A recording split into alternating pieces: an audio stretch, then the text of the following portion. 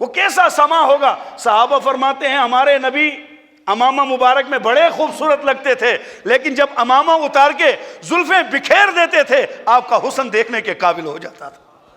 اپنی زلفیں بکھیر دی۔ میرے نبی کی زلفوں پر بھی ایک روایت سنیں، ایک موقع پر آپ کی زلفیں یہاں تک تھیں، ایک موقع پر آپ کی زلفیں کان کی لو تک آ گئی لمبی ہو کر، اور ایک موقع پر آپ میدان جہاد پہ جا رہے تھے تو آپ کی زلفیں آپ کے کندھوں تک لٹک رہی تھی۔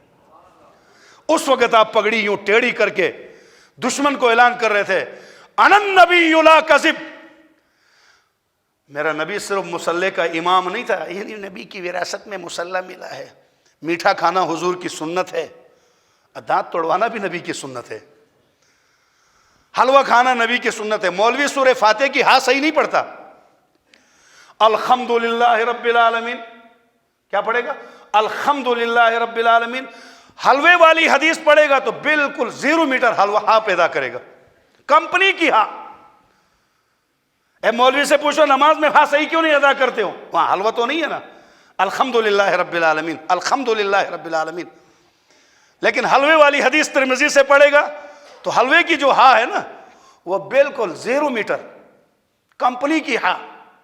کان النبی صلی اللہ علیہ وسلم یحب الحلوہ، نبی پاک حلوے کو پسند کرتے تھے، 0 میٹر ہاں نکلتی ہے۔ اور دیوار میں دراڑ ہو نا، دراڑ، یہ دراڑ، اس پہ تھوڑا سا مسالہ لگاتے تو بند ہوتی ہے۔ یہ حلوائی مولے کے جسم میں داڑ دیے، یہ دراڑ ہے، اس کو بند کرنا، حلوے کے ایک پلستر لپو بند ہو جائے گی۔